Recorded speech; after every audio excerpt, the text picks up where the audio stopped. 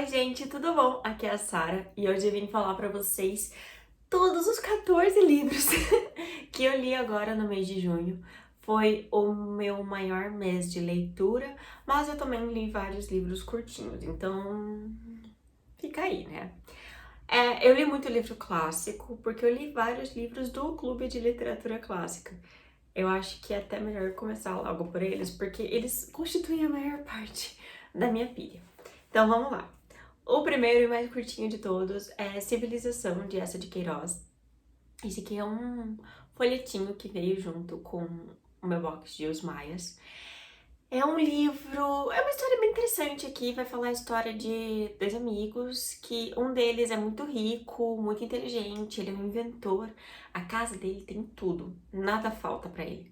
Só que esse amigo dele fica vendo que ele é sempre muito triste, ele é bem melancólico, ele é meio depressivão, meio pra baixo, e daí ele resolve, tipo assim, ai cara, vamos lá, vamos tentar se animar, vamos pra tua casa no campo.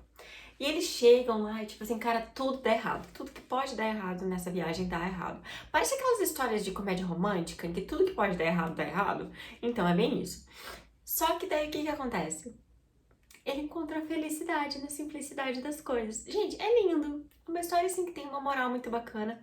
Eu acho que é muito interessante, principalmente pra se ler nos dias de hoje, já que hoje a gente é muito fácil pra gente ter as coisas, né?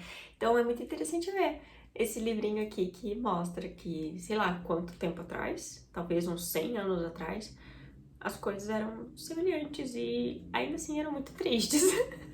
Então, a simplicidade às vezes é a resposta.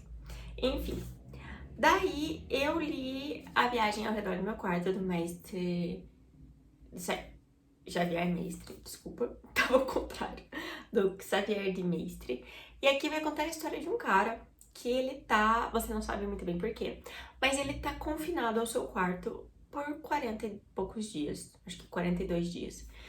E aqui ele vai narrar tudo que tem no quarto dele, como se ele estivesse explorando um mundo novo, sabe? Como se ele estivesse desbravando um país, assim, desconhecido, inabitado.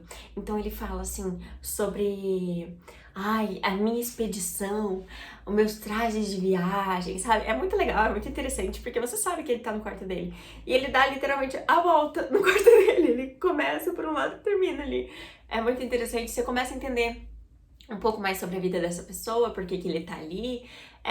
Você fica meio curioso pra entender quem que são as pessoas importantes pra ele, porque ele tem uma amada, mas parece que tem alguma coisa ali que aconteceu com essa mulher. Eu acho que é um livro, assim, que é bem... que nos faz refletir bastante, sabe? Sobre quanta história a gente tem na nossa própria casa, sobre como tudo que a gente tem é recheado de memórias, é recheado de história, é recheado de acontecimento. E você não precisa desbravar um mundo novo pra tentar achar mais histórias. É bem interessante. Daí eu também li O Estranho Caso de Dr. Jekyll e Mr. Hyde. Ah, esse daqui veio no meu box junto com Memórias Póstumas de Brás Cubas. E este veio no box junto com Frankenstein. É um livro interessante, assim, é um mistério, meio um terror, assim, tem umas questões aqui meio sobrenaturais, mas basicamente a gente vai acompanhar aqui um advogado muito importante, muito sisudo, assim, ele é bem sério, ele é solitário, mas ele tem uns amigos dele. E ele percebe que alguma coisa anda de errado com um amigo dele, um primo dele acabou contando uma história meio estranha que aconteceu lá pela casa desse amigo. Ele começa a investigar, ele vê assim que o testamento desse amigo tem alguma coisa de estranha. E você vai tentando entender assim quem que é o Dr. Jekyll, quem é o Mr. Hyde, quem que é todo mundo ali. É muito interessante. É tipo assim, não dá medo, mas eu fiquei um pouquinho... Fiquei um pouco, nossa, em alguns momentos, sabe? Não sei, não sei. Me surpreendeu. Daí eu também li O Enjeitado, que é um conto da Charlotte Brontë, que veio no box de Jane Eyre, que tá aqui em cima. Assim, eu não gostei. Eu não gostei. Aqui é um conto que se passa, que é tipo, na verdade é uma coletânea de contos. Existe uma coletânea de contos que é que foi criado pelos irmãos Brontë, que é a Charlotte, a Emily, a Anne e o Branwell, que é o irmão delas. E esse aqui é um desses contos dessa coletânea, que basicamente todos se passam no mesmo lugar, que é um lugar fantástico que eles inventaram quando eram crianças. E daí eles escreveram contos sobre esse lugar. E assim, a ideia é bacana. Existe aqui um pouco de magia, meio assim, fantasia, naquela questão assim de, ai, reinos perdidos. Nossa, o príncipe perdido, cadê? Onde está? Vamos lá procurar uma escola de magia. É bem legal. Só que assim, a execução pesou pra mim. Veio muito aquela coisa de o herói salvador branco no meio de vários africanos que não sabem falar por si mesmos ou são muito selvagens, sabe? Daí isso. Se tivesse ficado mais na parte assim de magia, tivesse ficado ali pela Inglaterra, teria sido muito bacana. Mas teve esse desvio aí que mostrou muito sobre os pensamentos da época. Daí eu também li Caderno do Subsolo, do Fyodor Dostoiévski, que veio no box junto com Crime e Castigo. E assim, o Gui já tinha lido esse livro, daí ele não tinha achado meio, e daí eu li e eu achei meio A coisa mais legal dele é que ele é preto. E assim, é um livrinho grossinho até, principalmente considerando que ele não é bilíngue, como alguns desses aqui são. E o que que é? Sobre o que que é esse livro? Ele vai falar a história de um cara, assim, é um cara de meia idade que ele é muito revoltado, sabe? Daqueles velho revoltado. E ele nem é velho, isso que é pior de tudo. E daí, e daí é um velho revoltado que, no final dos contos, toda essa história que ele conta parece muito uma história que um bêbado de bar te contaria. Sabe? Tipo, ele tá ali falando que ele tá morrendo mesmo, e foda-se, o corpo dele tá se. O Max deu uma roncada. O corpo dele tá ali, desistiam dele, ele não tá nem aí, não quer ir pro médico. E ai, foda-se os médicos. E ninguém vive pra mais de 40 anos mesmo, então o que que eu tô aqui querendo fazer isso? E daí ele é revoltado com o país dele, ele é revoltado com a política, ele é revoltado com a sociedade, ele é revoltado com Deus e o mundo, sabe? E assim, é um grande velho reclamão. É um grande velho reclamão. Eu não gostei dele. Não gostei dele. Porque, assim, algumas reclamações dele eu acho que são bem legais até. Mas eu não gostei dele. Ele me lembrou muito aquele estilo velho de bar, assim. Que se você não dá um pouquinho de atenção, fala oi, tudo bem, ele já começa a reclamar da vida e da política e não te deixa sair, sabe? Fica lá reclamando, ele só quer um ouvido pra servir de pinico. Eu senti que era isso. Não gostei, não. Mas tá aí, tá lido. Daí, um dos livros que eu mais gostei esse mês, Metamorfose, do Kafka. Dessa edição, que eu acho muito legal. Olha que bacana. E assim, veio no box junto com o Processo de Kafka. E daí, assim, sobre o que é essa história? A história de um caixeiro viajante que um dia ele acorda e ele se transformou num inseto. E assim, e é muito engraçado porque, assim, a gente fala que é uma barata, mas ninguém em nenhum momento ele falou que era uma barata. Mas é como se fosse um cascudinho, sabe? Ele se transformou num cascudinho. Pode ser uma barata? Pode, mas pode ser qualquer outro. Pode ser um tatuzinho de jardim. Não tem a descrição ali. E é a vida, e tipo, é o que aconteceu depois disso, sabe? Ali é uma história assim que vai falar muito além dessa transformação, vai falar muito sobre a relação que esse personagem tem com a família, porque ele era todo trabalhador, ele era todo, eu vou ajudar a sustentar minha família, porque a família dele passou por um período de muitas perdas financeiras, né? Parece que teve um abalo econômico nacional ali e a família perdeu muita coisa. Então ele meio que se deu para sustentar a família. A irmã adorava ele porque ele ia tentar colocar ela num conservatório porque ela tocava super bem. Então, assim, eles tinham um padrão de vida, eles perderam tudo e esse filho resolveu, tipo, não, eu vou ali, vou me fuder de trabalhar e eu vou conseguir. E ele fazia isso, ele ganhava bem, ele dava uma mesada assim pros pais e tal. E era meio que isso. Daí ele se transformando num inseto, ele não consegue mais trabalhar. E daí tem essa inversão de tarefas ali, tá? não tem mais quem trabalhar, como que a gente vai ter nosso dinheiro? E eles começam a tratar ele, de fato, como inseto. Não quero falar muito mais do que isso, porque é uma história, assim, bem interessante. O final me chocou, eu fiquei assim... Mas é muito legal e eu gostei de verdade. Eu achei a escrita do Kafka muito interessante. E a proposta que ele deu pra essa transformação toda. Daí, eu li um livro que eu não sei se eu gostei. Eu não sei se eu gostei. Eu acho que se eu fosse querer, tipo, me aprofundar e falar, nossa, vamos interpretar o por trás disso e tentar entender por que que o autor escreveu isso, talvez eu pudesse falar que era uma crítica social e tal, como logo depois que eu li eu pensei. Mas depois, refletindo um pouco mais, na verdade, não sei se não era mais, assim, uma coisa pra chocar. Que é, na verdade, opa! Porque eu, na verdade, estou falando aqui de Retábulo de Tom Cristóvão, que é um retabulinho. O que é um retábulo? É um livretinho pequenininho que é uma peça. Sabe aquelas peças de marionete? É isso. E daí, essa peça veio junto com a trilogia rural do Lorca, no box. E assim, aqui é uma história, assim, de um médico. Assim, na verdade, é a história de uma apresentação, porque não se detém ali naquela apresentação. Porque o diretor fala com os personagens também. Então fica aquela coisa, assim, meio quebrando a quarta parede, sabe? E daí, aqui é a história de um médico que ele é ali super maldoso, meio velho asqueroso, que tá querendo casar com uma novinha, e ele é o nosso personagem principal. E ai, tem um vocabulário bem vulgar e tal. E assim, eu não ligo muito pra isso. A minha questão mais foi que eu acho que esse vocabulário realmente era pra chocar, porque aqueles apresentações de fantoche que aconteciam no meio da rua, sabe? Então, eu acho que era pra chocar mesmo, pra chamar atenção. E eu não entendi. Tipo assim, tá, era pra ser engraçado? Não achei engraçado.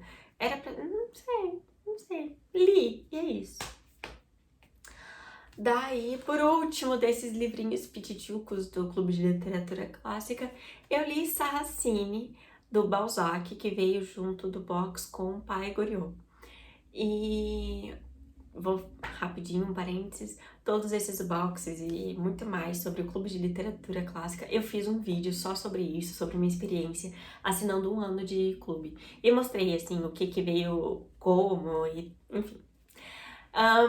Sarracine vai contar a história de uma família, assim, bem poderosa, assim, uns condes franceses, e que eles dão umas festas, assim, todos eles são muito bonitos, são glamourosos, são, assim, inteligentes, riquíssimos. E nos bailes que eles dão, sempre tem a presença de um cara meio estranho, que todo mundo relaciona com um espectro. Parece, assim, que é uma figura que vai pronunciar a morte de alguém. Não é uma figura boa de se ter por perto, assim. Ele é um homem muito velho, que usa um chapéu e tem, assim, um corpo meio curvado. É uma coisa meio estranha. E daí, essa é a história. Nesse livro aqui, a gente vai descobrir um pouco mais quem é esse personagem, porque o nosso narrador aqui vai contar a história do Sarracine, que é esse personagem. É uma coisa assim que mistura assim, um pouquinho de terror, um pouquinho de suspense, tem um quê de sobrenatural, mas é muito legal, porque ele também vai questionar assim, algumas questões da sociedade francesa. Achei bacana. Daí, um livro maior, mas continuando assim na onda dos clássicos, eu li Memórias Póstumas de Brás Cubas, do Machado de Assis. E eu acho que eu já comecei esse livro há alguns anos atrás, mas eu nunca li de fato. Daí eu recebi ele no clube e resolvi ler. E assim, eu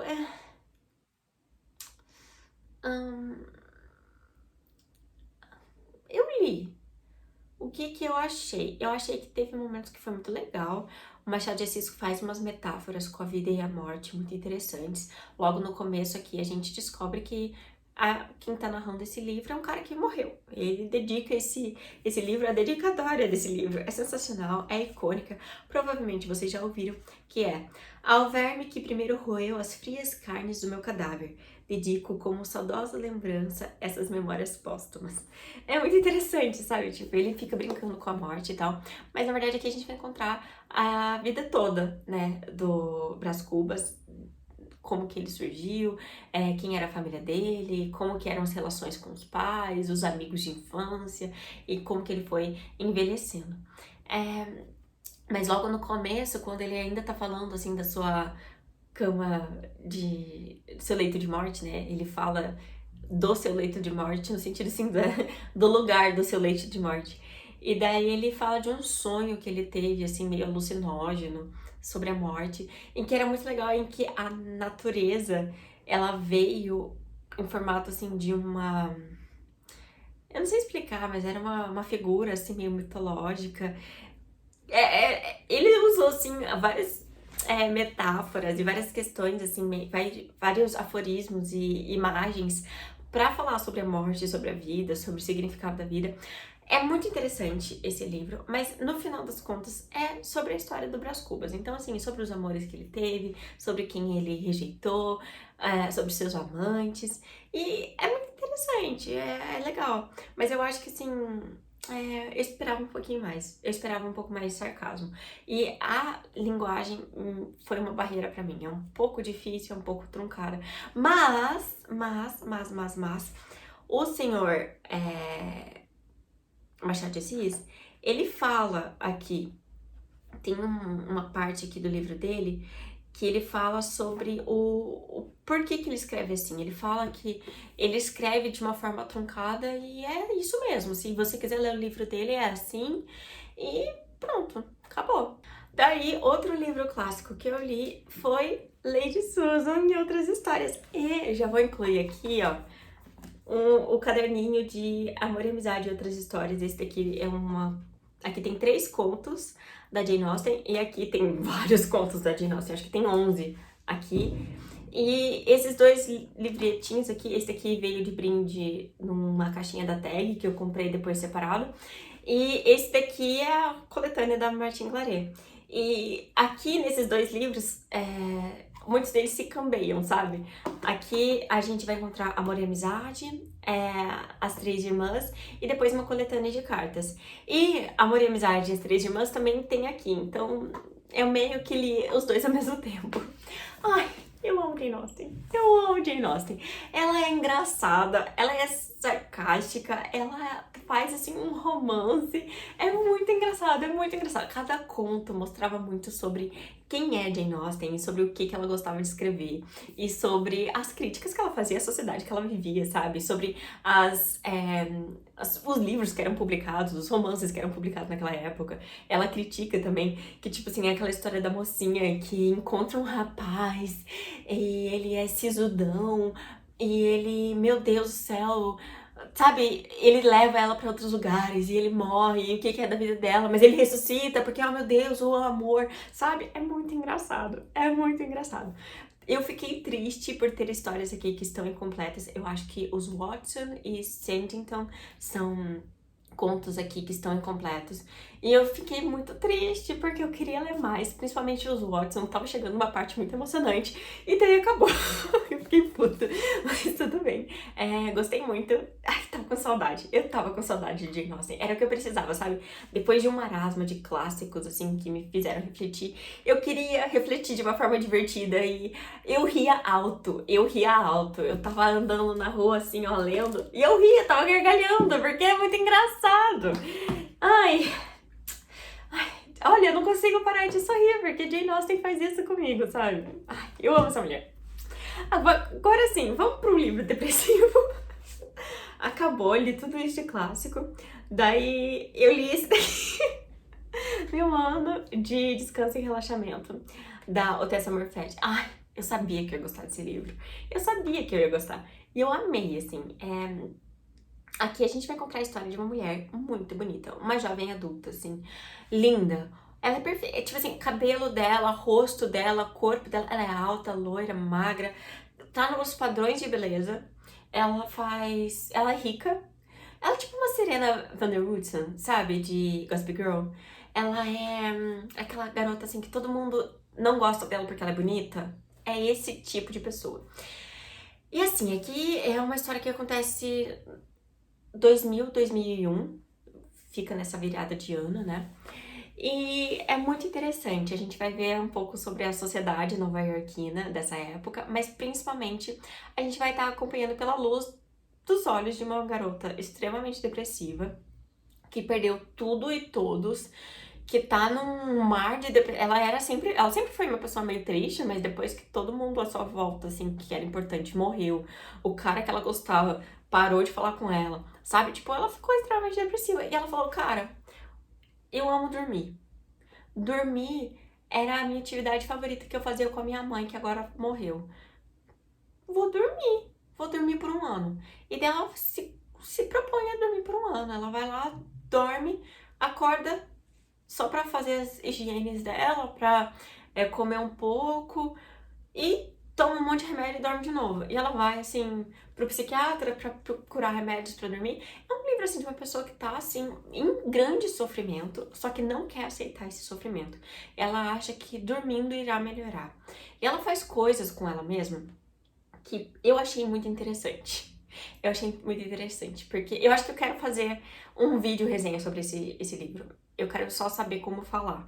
Mas eu acho que é um livro que merece muito, muito, muito o hype que ele tem, porque ele não é só sobre uma mulher que não aguenta lidar com o sofrimento e dorme por um ano. É a história, assim, de uma mulher que tem muito sofrimento, mas ela quer viver, ela não quer morrer, entendeu? Então, assim, seria muito mais fácil se ela quisesse morrer. Mas ela continua ali, tipo, ela acha que se dormir ela vai acordar melhor, e ela tem esperança de que ela vai acordar numa realidade melhor, ela vai acordar e conseguir ter gosto pela vida e ter gosto pelas coisas, porque ela não tem. E é tipo assim, esse livro é um grande pedido de socorro, sabe?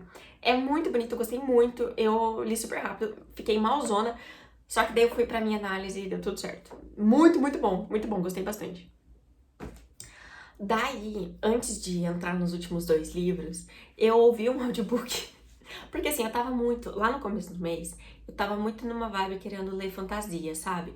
Mas ler fantasia mágica mesmo, com dragão, com magia, com... Ai, tem o cara mauzão e tem uns que derrotaram o cara mauzão, sabe? Esse tipo de fantasia.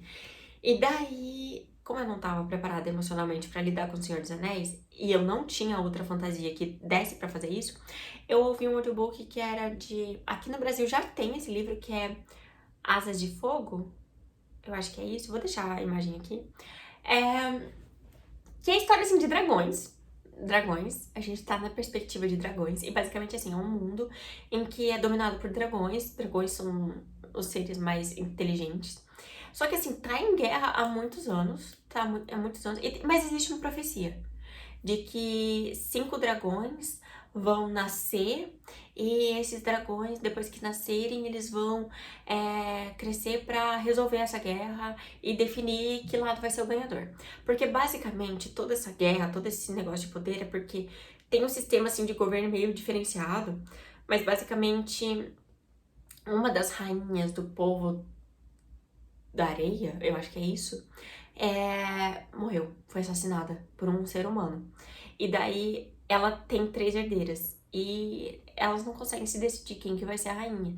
E daí cada rainha tá sendo apoiada por um outro negócio, por um outro clã, e é muita... Nossa, é intenso, nem eu entendi direito. Eu acho que eu vou precisar ler pelo menos mais uns 3 livros pra entender, porque é uma série que tem 15 livros.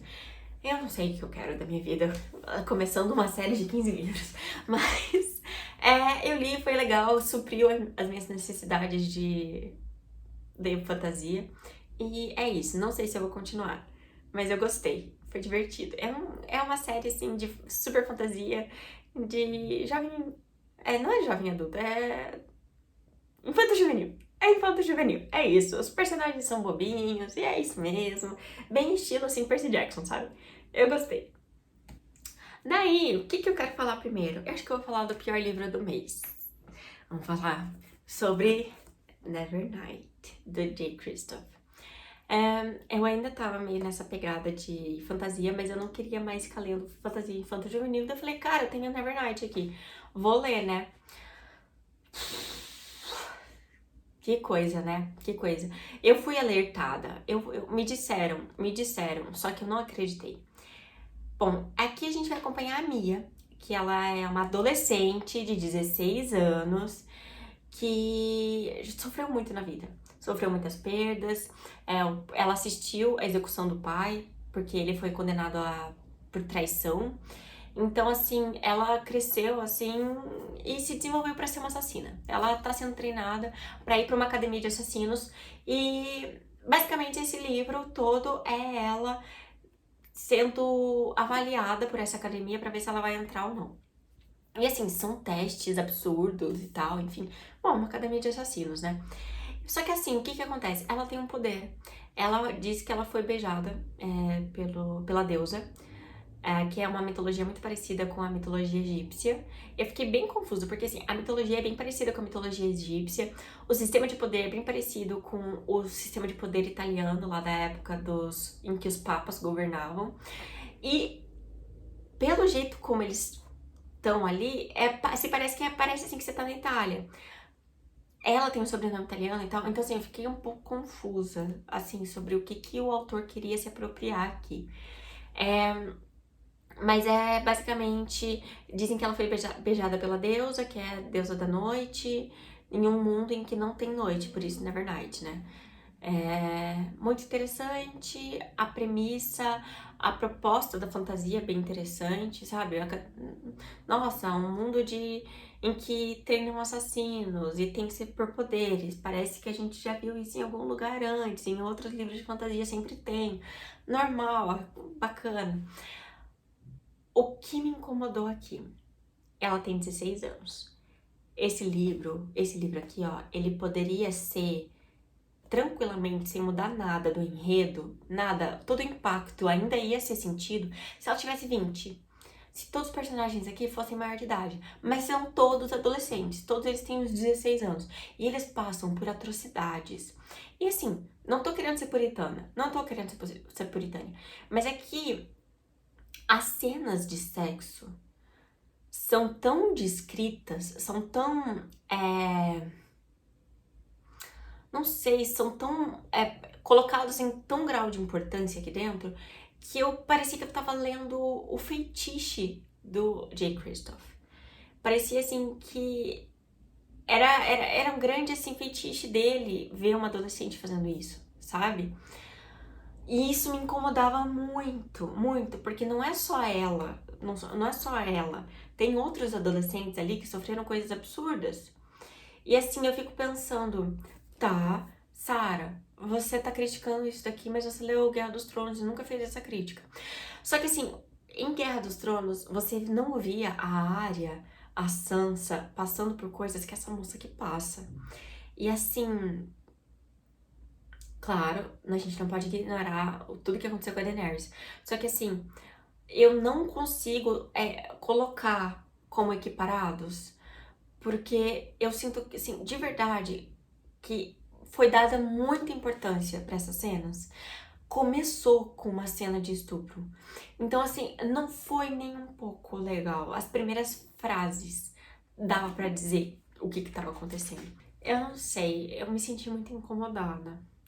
Não precisava, sabe? Não precisava. A gente já. Esse livro aqui foi publicado quando?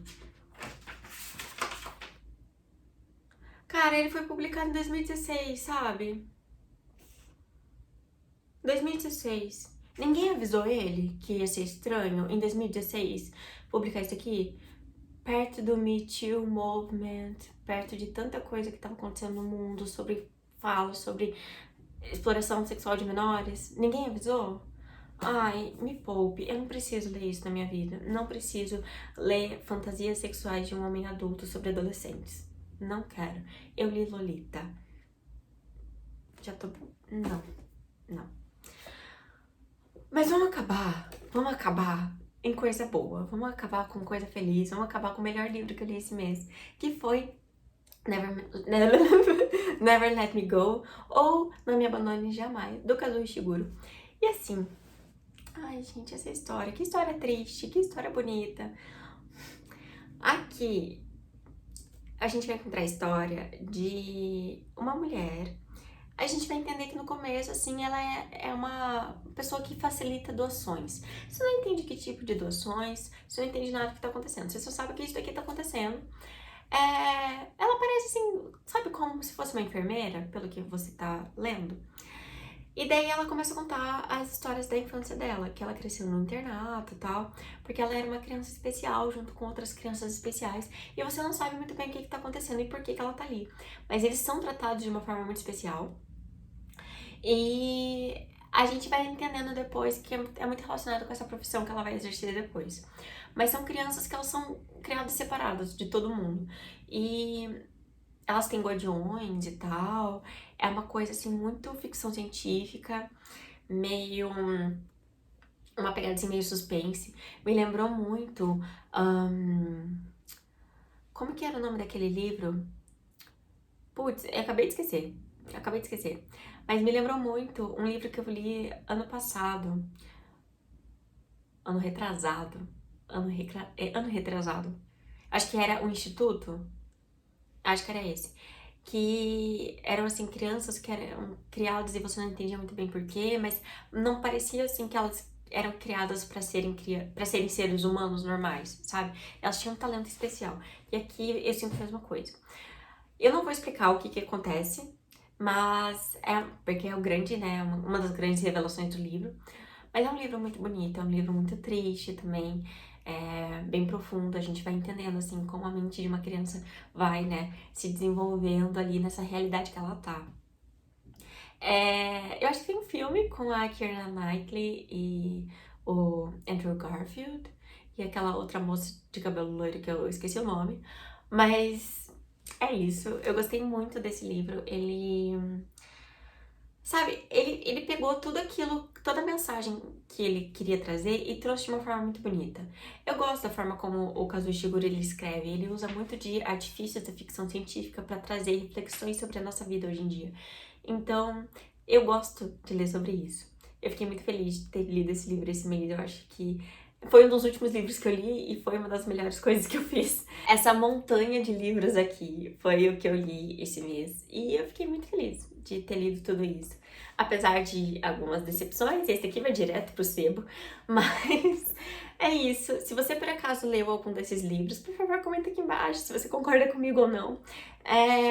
Eu vou deixar linkado aqui embaixo os links da Amazon de todos os livros correspondentes. Se eu não tiver, principalmente desses aqui do Clube de Literatura Clássica, vocês não conseguem comprar na Amazon. Mas eu vou deixar edições equivalentes, tá? Espero que vocês tenham gostado e a gente se vê no próximo vídeo. Tchau, tchau!